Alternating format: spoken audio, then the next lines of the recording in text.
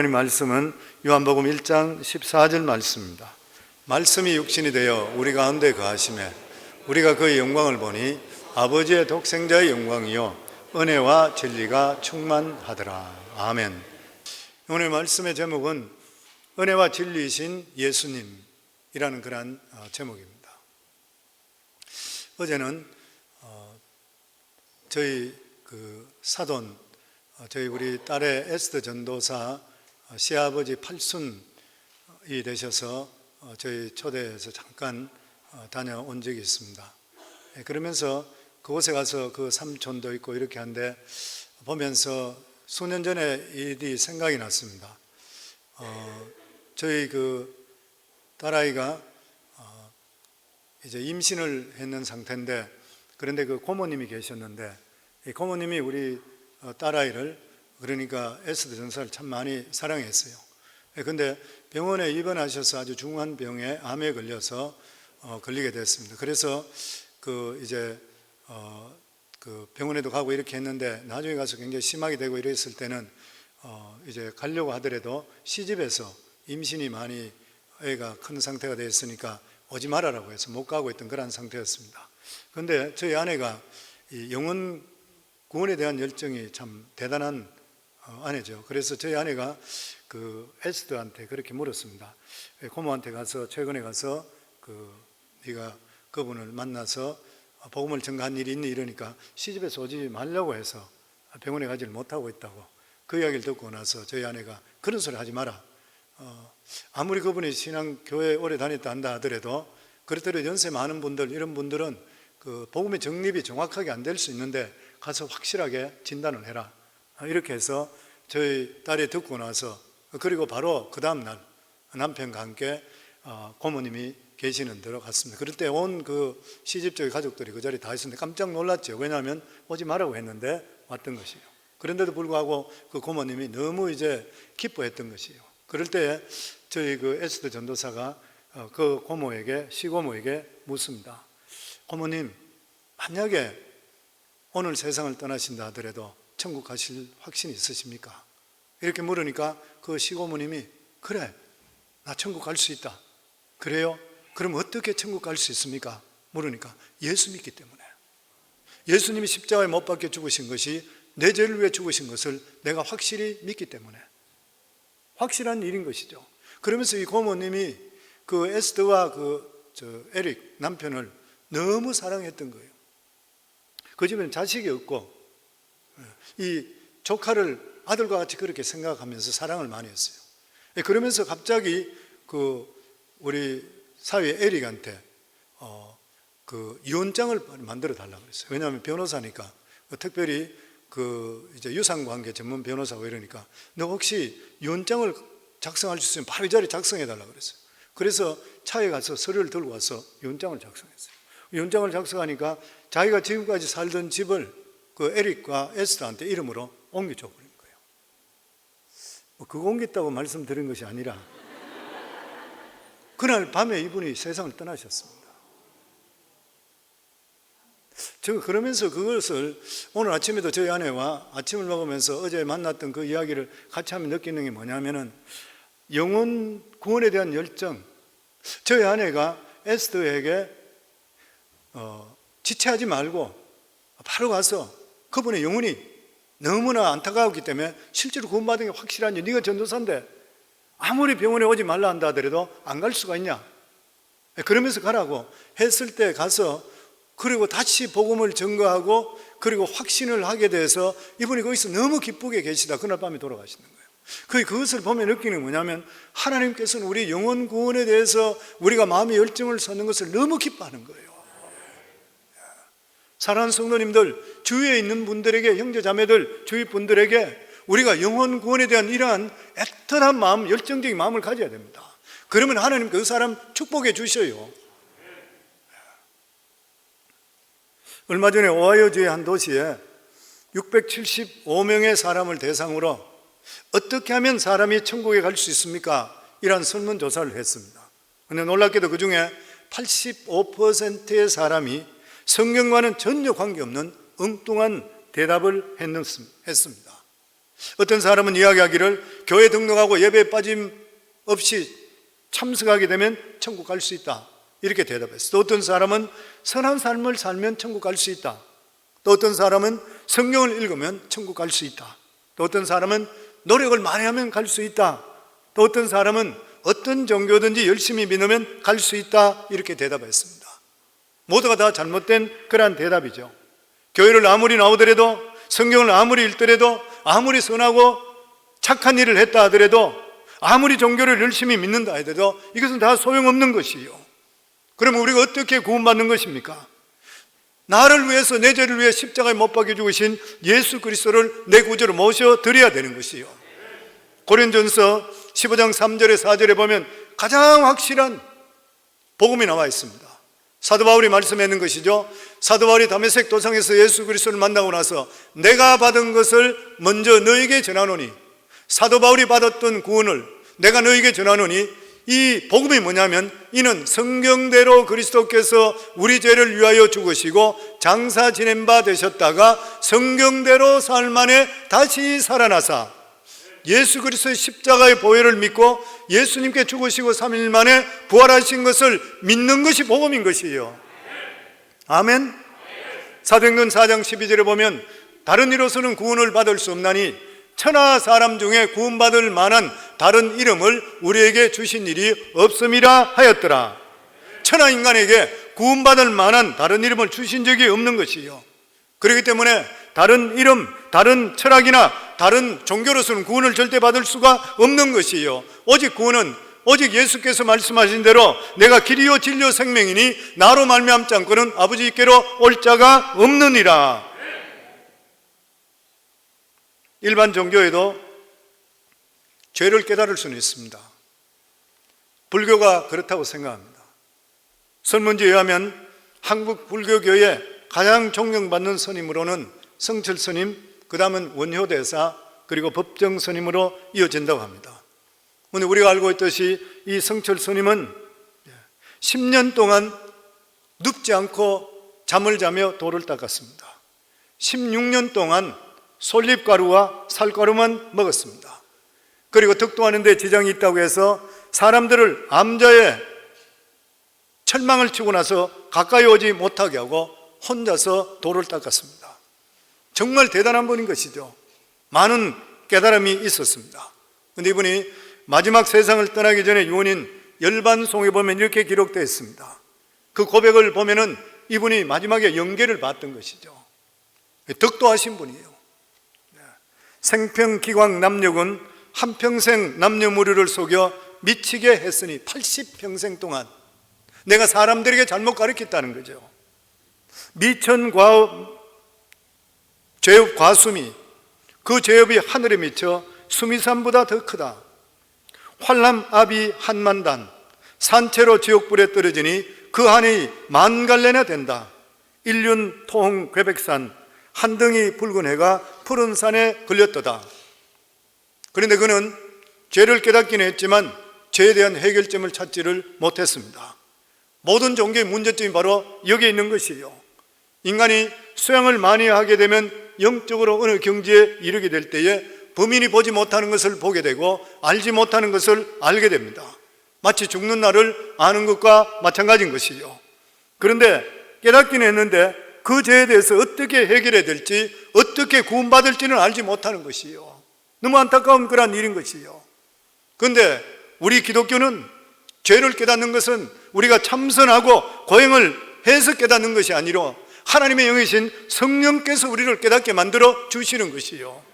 그래서 요한복음 16장 7절에서 8절에 보면 예수님이 그렇게 말씀합니다. 제자들에게 그러나 내가 너에게 실상을 말하노니 내가 떠나가는 것이 너에게 유익이라. 내가 떠나가지 아니하면 보혜사가 너에게 오시지 아니할 것이요 가면 내가 그를 너에게 보내리니 그가 와서 죄에 대하여 의에 대하여 심판에 대하여 세상을 책망하시리라. 죄에 대하여라면 그들이 나를 믿지 아니하며 예수 그리스도께서 가시고 나서 다른 보혜사 성령 하나님을 이 세상에 보내주셔서 이 성령께서 우리 속에 내주하셔서 우리에게 죄를 깨닫게 만들어 주시는 것이요. 그래서 성경 말씀에 보면 예수 그리스도를 성령으로 말미암지 않고는 주라고 절대로 시인할 수가 없다고 하는 것이요.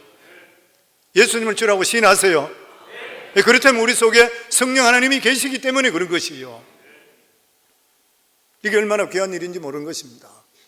늘 말씀드린 대로 저는 10년 동안 교회는 앉아 있음에도 불구하고 성령께서 내 속에 내주하시지 않기 때문에 예수 그리스도의 십자가의 보혈의 공로를 나는 받아들일 수가 없었고 믿을 수가 없었던 것이요. 그런데 성령께서 내 속에 들어오심을 통해 한순간에 바뀌는 것이요. 그리고 하나님께서는 직접 인간의 몸을 입고 이 세상에 오셔서 인간의 죄를 위해서 십자가에 못 박혀 죽으심을 통해 우리의 죄를 해결하셨습니다.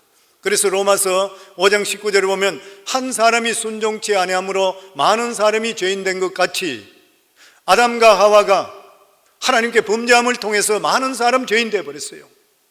죄의 조상이 되어버렸죠. 한 사람이 순종하심으로, 예수 그리스도의 순종하심으로 예수 그리스도를 믿음을 통해 많은 사람이 의인 되리라. 만약에 하나님께서 인간으로 이 세상에 오시지 않았다면 어떻게 될 것이요? 만약 우리가 믿는 예수님이 하나님이 아니라 그냥 성인이든지 종교 창시자라 그러면 구원의 문제가 어떻게 될 것이요? 한마디로 말하면 우리가 믿는 모든 것들이 헛것인 것이요, 모든 것들이 물거품이 되는 것이요. 왜냐하면 인간은 자기 죄로 말미암아 죄의 심판을 받아요. 인간을 절대로 구원할 수가 없는 것이요, 죄를 깨닫기까지는 할 수 있을지 모르지만은 죄를 해결할 수가 없는 것이요, 인간의 이런 능력이 없는 것입니다. 선행이나 도덕이나 철학이나 종교행위로서는 결코 구원받을 수가 없는 것이요. 그래서 사도 바울은 고린도 교인들이 이렇게 이야기합니다. 그 당시 고린도 교인들이 이야기하기를 예수 그리스도 십자가의 복음만 있다 그러면 우리가 구원받을 수 있지 않냐? 예수님께서 부활 안 하시더라도 상관이 없지 않냐? 그렇게 이야기했을 때 사도 바울은 고린도 15장 17절에서 19절에 그렇게 말합니다. 그리스도께 다시 살아나신 일이 없으면 너희의 믿음도 헛되고 너희가 여전히 죄 가운데 있을 것이요, 또한 그리스도 안에서 잠자는 자도 망하였으리니 만일 그리스도 안에서 우리가 바라는 것이 다만 이 세상의 삶뿐이면 모든 사람 가운데 우리가 더욱 불쌍한 자니라. 그러나 이제 그리스도께 죽은 자 가운데서 다시 살아나사 잠자는 자들의 첫 열매가 되셨도다.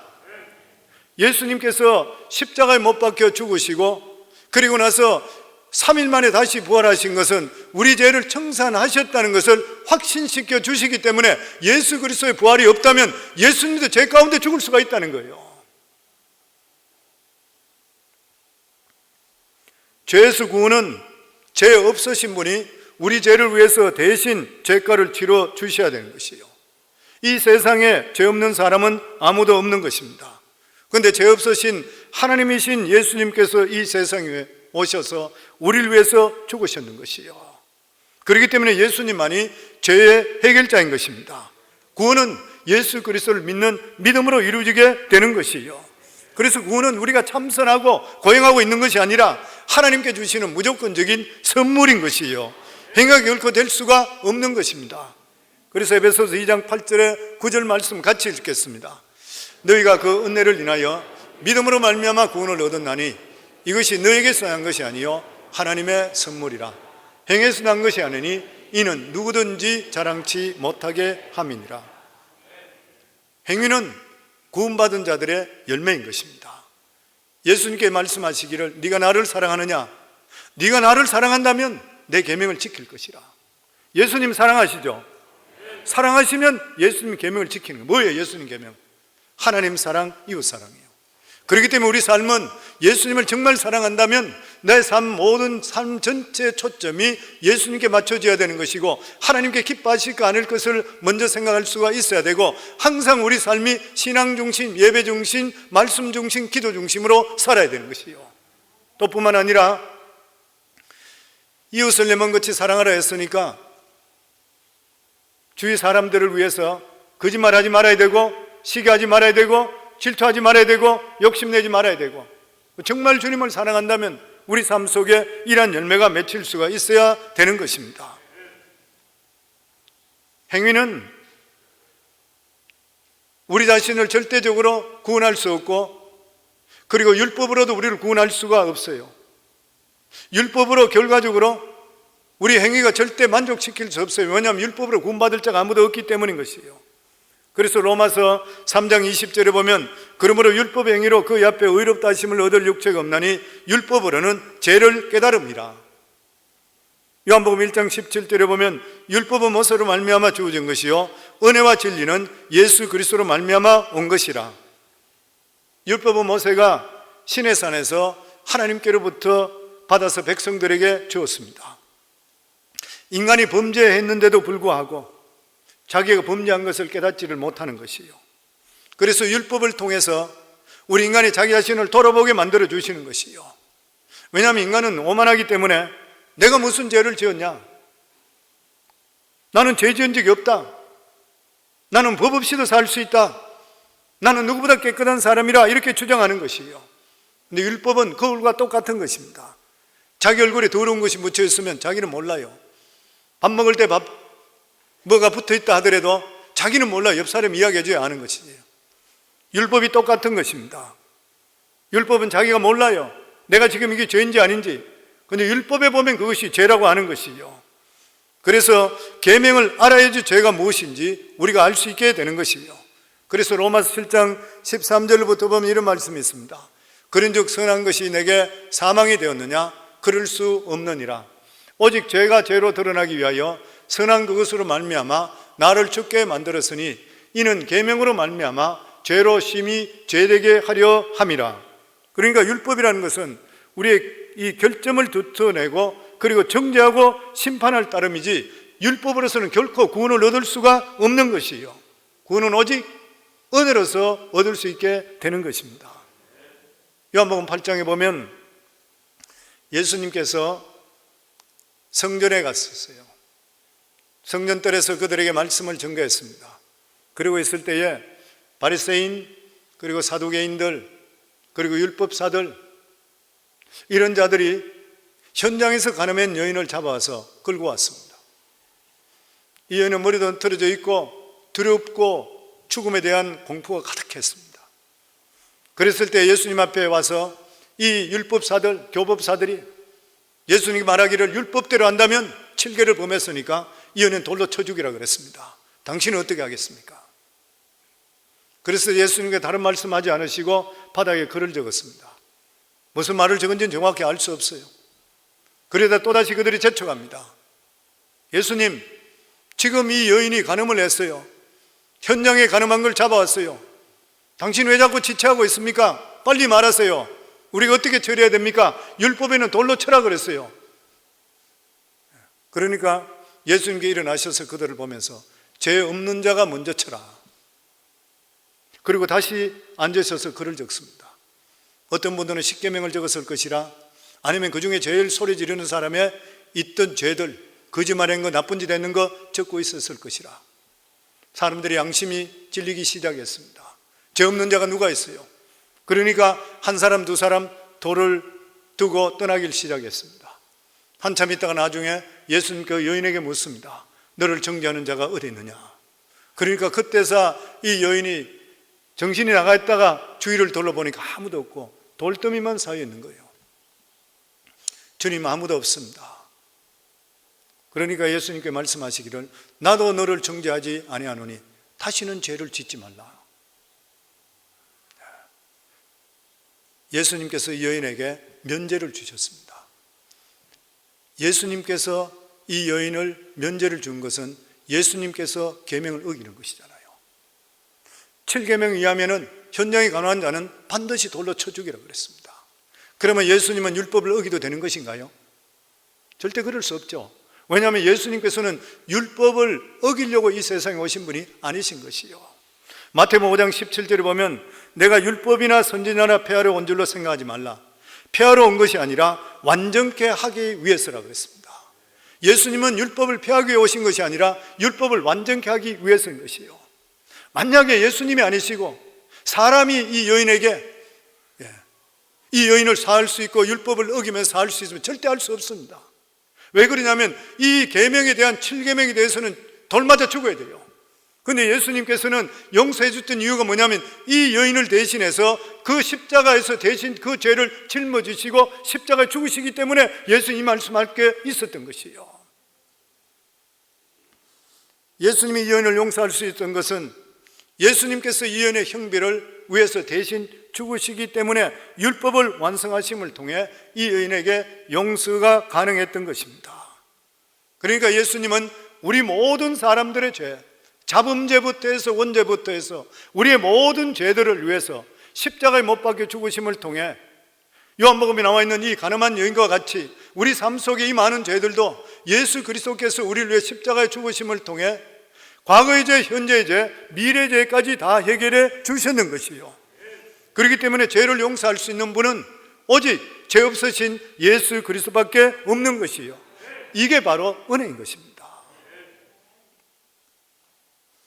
하나님의 법으로 형벌받을 자는 결단코 면제치 않는다고 했는데 예수님께서 대신 그 형벌을 받음을 통해 우리에게 용서해 주시는 이 은혜를 베풀어 주신 것, 이것이 바로 십자가의 사랑이고 하나님의 사랑인 것이요. 은혜라는 것은 원어로 카리스라 그럽니다. 이 말은 조건과 상관없이 하나님께서 하나님 백성에게 무조건 쏘아 부어주시는 자비, 친절하심, 사랑, 이것이 카리스예요. 근데 이 카리스가 누굽니까? 바로 예수 그리스도인 것이요. 예수님 바로 하나님의 은혜의 사람으로 이곳에 임하셨던 것이요. 우리가 잘못했는데도 상관하지 않으시고 무조건 우리를 사랑하셔서 천국에 들어갈 수 있도록 천국 법에 죄인이 들어오지 못하는데 죄 없으신 하나님의 아들이 우리를 위해 십자가에 대신 지시서 우리 죄를 짊어지심을 통해, 그리고 우리 죄를 위해 대속해 주심을 통해 예수 그리스도를 믿는 자마다 죄가 있는데도 불구하고 천국 법으로 볼 때 그 죄가 예수님이 짊어지시고 이미 죽으시기 때문에 해결됐다고 인정해 주셔서 죄가 있는데도 불구하고 죄 없다고 인정해 주시는 칭의, 이것을 통해서 우리가 천국 갈 수 있는 귀한 축복을 우리에게 허락해 주시는 것이요. 이것이 바로 하나님의 사랑이고 은혜인 것입니다. 그리고 이러한 사랑과 은혜를 깨닫게 될 때는 하나님의 영광이 우리 속에 임하게 되어 있습니다. 그래서 예수 그리스도가 임하는 곳에는 항상 은혜와 진리가 충만하게 되는 것이요. 요한복음 1장 14절에 말씀이 육신에 대해 우리 가운데 거하심에 우리가 그 영광을 보니 아버지의 독생자의 영광이요 은혜와 진리가 충만하더라. 충만이 뭐예요? 가득한 상태라는 거예요. 우리가 예수 그리스도께서 우리 속에 함께 한다는 걸 느끼게 될 때 우리 속에는 기쁨으로 충만하게 되어 있습니다. 감사로 충만하게 되어 있는 것이요. 예수님의 임재가 있는 곳에는 충만함이 있게 되어 있는 것이요. 그런데 이 말씀이 참빛으로 우리에게 오셨습니다. 요한복음 1장 9절에 보면 참빛 곧 세상에 와서 각 사람에게 비추는 빛이 있나니, 이 말씀은 이 세상은 어둠에 덮여 있다는 그러한 전제로 주시는 그러한 말씀입니다. 이 세상에 어둠이 있을 때 참되신 예수님의 영광이 나타날 때 어둠의 세력이 떠나가게 되어 있습니다. 그렇기 때문에 예수님께서 공생애 할 때에 예수님 주위에 있는 사람들은 전부 문제투성이었습니다. 죄인인 세일이죠. 중풍병자에, 문둥병자에, 귀신 들린 자들, 이런 사람들은 세상에 희망을 잃어버린 사람이에요. 어둠에 갇혀서 하루하루 생명을 연장하고 있던 그러한 사람이, 희망이라는 조금 더 찾아볼 수 없던 그러한 사람입니다. 그런데 이들이 참빛 대신 예수님을 만남을 통해 자기들을 덮고 있던 어둠이 물러가고 그들에게 참 소망이 그들에게 다가오게 되었던 것이요. 그렇기 때문에 지금도 세상 절망 속에 있는 분, 질병의 어둠 속에 헤매는 분, 예수 그리스도께 나올 때에 예수 그리스도의 영광이 우리 속에 쏘이는 순간에 모든 문제가 해결되는 역사가 우리 속에도 임하게 되어 있는 것이에요. 모든 문제는 예수님의 영광만 나타나면 해결되게 되어 있는 것입니다. 예수님은 죽은 지 나흘 된 나사로의 누인 마르다와 마리아에게 나사로의 무덤을 돌을 옮겨 넣으라 했을 때에 그들이 이야기하기를 오레베가 죽은 지 나흘 된 냄새 난다 했을 때 예수님께 말씀하시기를 말씀을 믿으면, 내 말을 믿으면 하나님의 영광을 볼 것이라 그랬어요. 우리 믿음의 사람들은 교회 와서 하나님이 주시는 영광의 빛을 쬐야 되는 것이요. 교회는 완전한 사람들이 모이는 것이 아닌 것입니다. 교회는 문제 있는 사람들이 실제적으로 모이는 것이 정상입니다. 병든 사람, 소외된 사람, 문제 있는 사람, 이런 사람들이 교회에 모이는 게 정상이에요. 교회는 고상한 사람이 모이는 장소가 아니에요.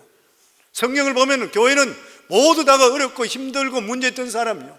초대교회만 보더라도 노예로부터 해서 온갖 사람들이 다 모였었어요. 우리 교회는 뭐 지식층만 모였습니다. 자랑할 거 하나도 없어요. 그게 올바른 교회가 될 수 없어요. 교회라는 것은 온갖 사람들이 다 모이는 것이요, 문제투성인 사람이 다 모여서 하나님의 영광의 빛을 조임을 통해 새롭게 변화된 사람이 하나님께 영광 돌리는 장소가 교회가 되어야 되는 것이에요. 아멘. 그래서 고린도서 3장 17절부터 18절에 보면 주는 영이시니 주의 영이 계신 곳에는 자유함이 있느니라. 우리가 다 수건을 벗은 얼굴로 거울을 보는 것 같이 주의 영광을 보며 저와 같은 형상으로 화하여 영광으로 영광에 이르니 곧 주의 영으로 말미암음이라. 주의 영이 있는 곳에는 자유함이 있다 그랬습니다. 그리고 주의 영광을 보며 저와 같은 형상으로 화하여 영광에 이른다 그랬습니다. 곧 주의 영으로 말미암는다. 무슨 말이에요? 하나님의 영광이 임할 때에 우리 자신의 형상이 하나님의 형상으로 반사되어서 바뀌게 되는 것이에요. 모세가 시내산에서 하나님과 40주야를 함께 했다가 십계명을 받아 내려올 때에 그 얼굴의 광채로 인해서 얼굴을 볼 수가 없었습니다. 그 수건을 가렸던 것이죠. 하나님의 영광을 40일 동안 보았더니만 그 영광이 나타났던 것입니다. 우리도 교회 와서 은혜 받게 될 때에 그 영광이 우리 얼굴에 나타날 수가 있어야 되는 것이에요. 예배당에 들어오기 전에는 우울했던 얼굴이 교회당 와서 예배드리고 하나님 말씀을 받음을 통해서 우리 얼굴이 펴질 수가 있어야 돼요. 어떤 교회가 좋은 교회예요? 기쁨이 넘치는 교회가 좋은 교회예요. 문제 있는 성도들이 와서 은혜 받고 나서 하나님께 해결해 주시고 믿고 감사하고 돌아갈 수 있는 것이 교회가 돼야 돼요. 그러니까 우리 삶의 얼굴이 항상, 예수 믿고 있는 사람은 하나님의 은혜가 넘치면 영광이 들어오기 때문에 얼굴이 바뀌게 돼 있어요. 그 예수 믿는 사람은 젊어 보여야 되고 얼굴이 밝아야 되고 기쁘되는 것이 당연한 것이에요. 예수 믿는 사람은 인상 쓰고 살아면 안 돼요. 얼굴 찌그러면 안 돼요. 죽는 소리 하면 안 돼요. 우리는 할 수 없지만 하나님은 하실 수 있어요. 믿음으로 사셔야 돼요. 그럼 우리 속에 기쁨이 넘치게 되어 있는 것이에요. 성도들이 처음에 들어올 때 얼굴이 시들어 있다 하더라도 나갈 때는 빛이 날 수가 있어야 돼요. 하나님의 영광을 받기를 주의 이름으로 축원합니다. 영광이 머물 때에 성령의 강력한 역사가 우리 속에 임하게 되어 있는 것이에요. 이게 바로 성도의 영광이고 교회의 영광입니다. 저는 우리 교회와 우리 성도들이 이렇게 될 수 있기를 주의 이름으로 축원합니다. 그리고 예수님은 은혜뿐만 아니라 진리라 그렇게 말씀하셨습니다. 말씀이 육신에 되어 우리 가운데 거하심에 우리가 그 영광을 보니 아버지의 독생자의 영광이요 은혜와 진리가 충만하더라. 예수님은 하나님의 영광이요 그리고 은혜 그리고 진리가 충만하더라. 요한복음 1장 17절에는 율법은 모세로 말미암아 주신 것이요 은혜와 진리는 예수 그리스도로 말미암아 온 것이라. 무슨 말이에요? 은혜는 반드시 진리를 동반합니다. 은혜가 진리를 동반하지 않으면 은혜가 은혜 되지를 않는 것이요. 많은 사람들이 은혜 받았다 그래요. 근데 은혜에 합당한 진리 속에 안 살아요. 은혜와 진리는 함께 나타나야지 온전합니다. 우리가 사람들이 은혜 받았다는 말을 많이 해요. 은혜는 너무나 중요한 일인 것이죠. 그러나 진리의 삶으로 받쳐지지 못한다면 은혜는 값싼 은혜가 되는 거예요. 기복신앙이 되는 것이요. 많은 사람들이 부흥에 쫓아다닙니다. 다시 말하면 목적 없는 그런 은혜를 받기를 원해요. 받고 나서 얼마 가질 못해요. 은혜 받으면 은혜에 합당한 삶을 살아갈 수가 있어야 돼요. 많은 사람들이 은혜 따로 생활 따로 사는 경우들이 너무나 많이 있습니다. 예수님 시대 때도 은혜 받는 사람들이 많았어요. 근데 예수님께 십자가를 지고 나를 따르라 이렇게 하자 대부분의 사람들이 떠나가 버렸어요. 예수님께서 500리의 기적을 일으키고 바다의 폭풍을 잠잠케 하고 중풍 병자 귀신을 쫓아낼 때에 모두 은혜 받았어요. 근데 예수님께서 내 고난에 동참해라 할 때 다 떠나버렸어요. 근데 이것을 성경에는 무리라 그랬습니다. 무리들이라.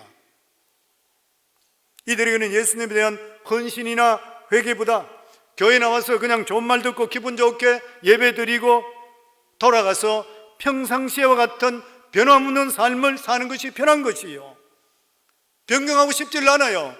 그냥 교회 와서 예배만 드리고 좋은 말씀만 듣기를 원하지 내 삶에 그 말씀을 적용해서 나를 변화시키는 것을 원하지를 않는 것이에요. 그래서 교회에서 그것을 더 많이 요구하게 될 때는 다른 곳으로 떠나버려요. 이게 현대 교인들이라 그래. 많은 사람이 이렇다 그래요. 사랑하는 성도님들, 예수 그리스도로 말미암아 은혜 받았습니까? 얼마나 진리 가운데 거하고 있습니까? 고린도후서 6장 1절에 보면 우리가 하나님과 함께 일하는 자로서 너희를 권하노니 하나님의 은혜를 헛되이 받지 말라. 사도 바울은 하나님께 주신 은혜의 진리를 증거하는 일에 사용하지 않는 것은 헛된 은혜라 그렇게 말씀합니다. 하나님과 함께 일하는 자로서, 무슨 말이에요? 하나님을 대신하는 자로서, 하나님의 사역자로서 너희들에게 권면하노니 하나님의 은혜를 절대로 헛되이 받지 말라. 그러면 여기 중요한 질문이 제기되는 것이 뭐냐면 하나님의 은혜도 헛될 수가 있느냐는 것이에요. 다시 말하면 실컷 구원받았는데 나중에 가서 구원이 취소된다든지 무효화될 수가 있느냐는 것이에요. 지금까지 사도 바울이 계속적으로 말씀하고 있는 것이 뭐냐면 하나님의 은혜는 결코 취소될 수가 없다 그랬어요. 하나님은 한 번 불러서 어렵게 하신 사람은 절대로 멸망 않고 영생을 얻는다 그렇게 말씀했습니다. 그런데 지금 오늘 여기에 고린도후서의 말씀을 통하면 너희의 구원이 취소될 수 있고 실컷 믿은 후에 지옥도 갈 수가 있다 경고하는 것이에요. 이게 과연 가능한 일인 것인가요? 나름대로 그리스도인이라 생각하고 열심히 믿었는데 나중에 심판대 앞에 서 보니까 전념이 믿음이 없는 것으로 판명되어 은혜가 무효되고 지옥에 심판받는 것 과연 가능한 것인가? 성경에는 가능하다 그래요. 예수님께서도 열매 맺지 않는 가지는 찍어 불에 던지우라 하셨는데 이 말씀은 전혀 예수 믿지 않는 사람을 염려에 두고 하신 말씀이 아닌 것이요. 예수님의 제자들이요 예수님을 따르는 수많은 사람들에게 진정으로 열매 없는 자들을 두고 하신 그러한 말씀인 것입니다. 그렇다면 하나님의 은혜를 헛되이 받지 말라, 구체적으로 무슨 뜻인 것이요? 자기 죄를 진정으로 깨닫고 예수를 믿는 자는 그 사람의 연약하고 실족하는 것다 해서 구원은 절대로 취소될 수가 없는 것입니다.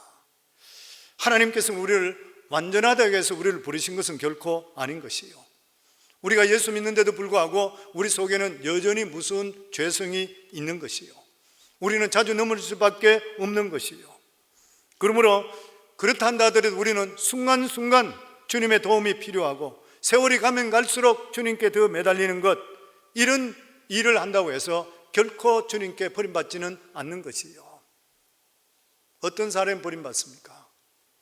하나님을 예배하는 가운데 강한 성령의 체험을 하기는 했지만 하나님 앞에서 한 번도 자기가 죄인이라고 죄에 대한 사실을 심각하게 깨달은 적이 없는 사람, 자신은 한 번도 하나님 앞에서 진정으로 영원한 지옥의 형벌을 피할 수 없는 죄인이라는 사실을 느껴본 적이 없는 그러한 사람. 그런데 놀라운 것은 한두 사람이 아니라 많은 사람이 이런 상태에서 열심으로 신앙생활 한다고 하는 것이에요. 그런데 사도 바울은 이것이 얼마든지 가능하다고 말합니다. 먼저 복음이 없으면 자기 자신이 죄인이라는 것을 절대로 깨달을 수가 없어요. 특별히 기독교를 전하는 사람이 하나님 앞에서 우리가 얼마나 어떤 죄인인지 전하지 않고 하나님의 축복과 은혜만 전하게 되면 거듭나지 못한 다수의 그리스도인들이 생길 수가 있다고 하는 것이에요. 계란으로 따지면 무정란과 똑같습니다. 생긴 것은 똑같은데 그 안에 생명이 없어요. 그런 사람은 그런 사람들끼리 모이는데 그 이유는 죄에 대한 설교를 듣기 싫어하기 때문인 것이에요. 이동우 목사님께서 은퇴 시에 5가지 참회 중에 4번째 이렇게 참회했습니다.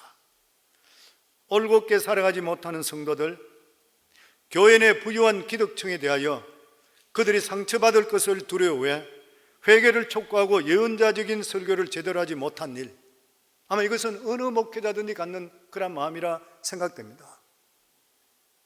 수년 전에 한국 복음주의 협의회에서 원래 발표에 오늘날 한국 기독교가 귀족화되어 가고 있다 그랬어요. 각성을 주제로 한 첫 번째 말씀을 전한 분이 바로 지금은 소천하신 옥하는 목사님입니다. 옥 목사님이 이렇게 했습니다. 교회가 세속주의에 물들어가고 있다는 거예요. 그리고 특별히 눈치 보기에 급급한 목회자들에 대해서 굉장히 비판했습니다. 옥 목사님 특히 목회자들을 위해서 목회자로서 정말 말씀대로 가르치고 죄를 죄라고 말하고 있는 것인가 이렇게 반문했어요. 오히려 무슨 설교를 하면 교인들이 마음 상해서 교회를 떠나지 않을까 성경을 반토막 잘라 전하는 우리가 아니라고 고백하지 않을 수가 없다 그랬어요. 옥 목사님은 나는 은퇴 뒤 매일 성경을 볼 때마다 기가 막히는 것이 복음이 이렇게 좋은데 그것을 내 삶에 적용하려니까 숨이 막힌다 그랬어요. 그러면서 그분이 그렇게 이야기했습니다. 내가 목회할 때 과연 하나님 말씀을 전한 것이 몇 분인가? 교인들이 부담을 느낄까 봐 양심을 빼먹고 사유하지 않았나 자기 자신을 돌아본다 그랬어요. 교회 오늘날 복음이 없어진다 그래요. 지난번 예전에 보고서에 보니까 미국의 대형 교회들마다 가서 신학자 가서 설교를 듣고 한 달 동안 돌아가면서 설교를 들었는데 한 번도 예수 그리스도 이름이 안 나오더래요. 사도 바울은 성도들이 아주 예민한 문제를 다루고 있습니다. 그들은 이 고린도 교회에 대해서는 기독교 진리를 알고 여러 가지 은사를 입고 열심으로 섬기고 있지만 자기가 볼 때 실제로 거듭나 보이지를 않더라는 것이에요. 사실 사회적인 지위도 있고 교회 중령을 지킨 사람들에게 아무리 생각해도 당신은 거듭나지 않은 것 같아 이렇게 말하면 누가 인정할 수가 있는 것입니까? 만약 당신이 구원받지 구원에 문제가 있는 것 같아 하면은 아마 불같이 화를 낼 수 있을 것이에요. 예전에 시카고에 있는 헤이먼 베프티스트 처치에 목회자로 청빙받아 갔던 제이크 하일스 목사님, 이분이 첫 번째 설교를 할 때 You have to born again 설교했습니다. 당신은 거듭나야 됩니다. 은혜를 많이 받았습니다. 둘째 주 설교도 You have to born again 똑같아요. 셋째 주도 You have to born again. 왜 그래요? 교회에 구원받는 이상 더 중요한 게 있어요. 다섯째 주까지도 똑같은 제목으로 You have to born again 똑같이 설교했어요. 그러니까 그 교회 중직 집사님이 목사님을 찾아왔어요. 목사님, 저희가 목사님 새로 부임해서 기대가 참 컸습니다. 근데 목사님 5주 동안 똑같은 제목으로 똑같이 말씀하십니까? 그러니까 목사님이 그 집사님 얼굴을 가만히 쳐다보더니만 Because you have to born again 그랬대요.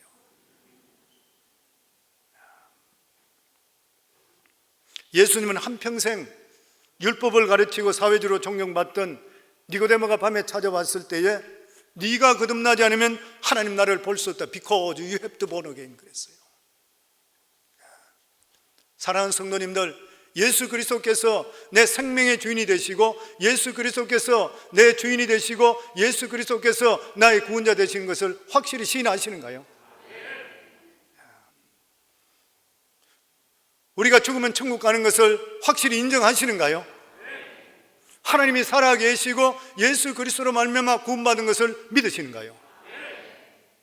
구원받은 것이 확실한가요? 하나님 말씀은 1.1핵도 변화될 수 없다는 것을 믿으시는가요? 그렇다면 하나님 말씀인 진리에 타협하지 않길 바랍니다. 말씀대로 살기를 주의 이름으로 축원합니다. 그리스도인이 타협하는 이상은 그리스도인이 될 수가 없어요.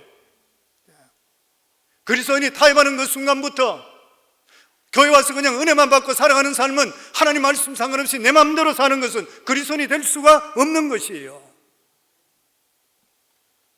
아메리칸 인디안 중에서 아파치족이 가장 용맹스럽다 그럽니다.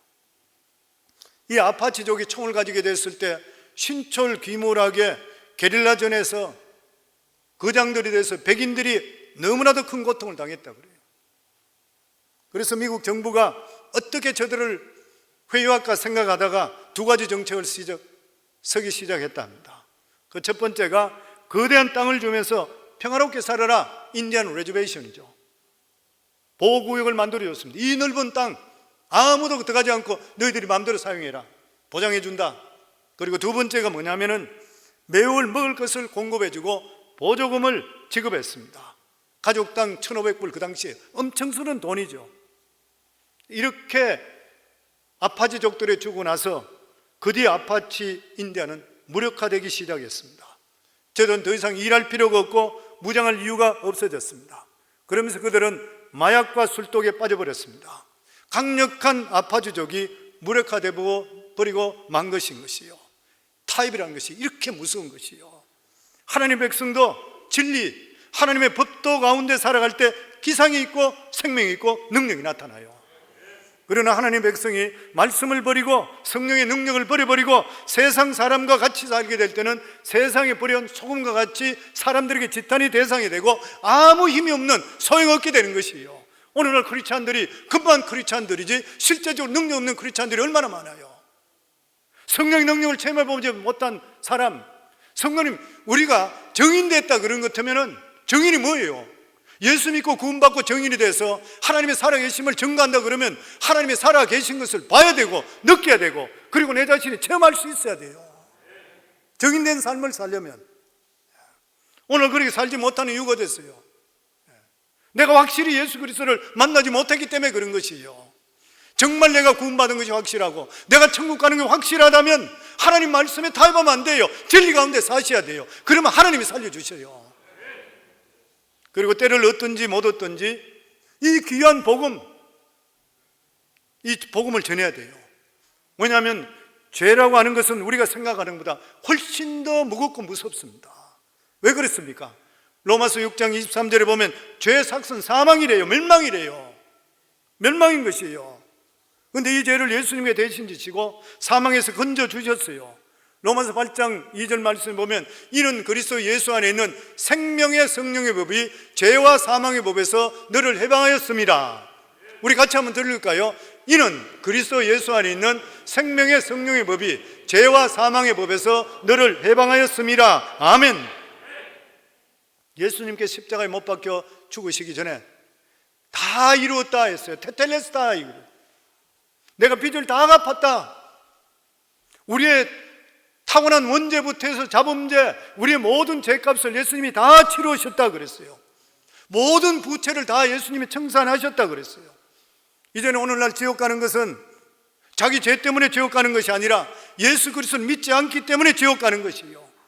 죄는 이미 예수 그리스도께서 청산해 버렸기 때문에 죄 때문에 지옥 가지를 않는 것입니다. 믿지 않기 때문에 지옥 가는 것이에요. 그렇기 때문에 우리 살아가는 삶 속에 때를 얻든지 못 얻든지 수많은 사람들이 예수 모르고 죽잖아요. 주변에 가족들인 친구들인지 예수 모른다 그러면 가슴이 타야 돼요. 가슴이 타야 되는 것이에요.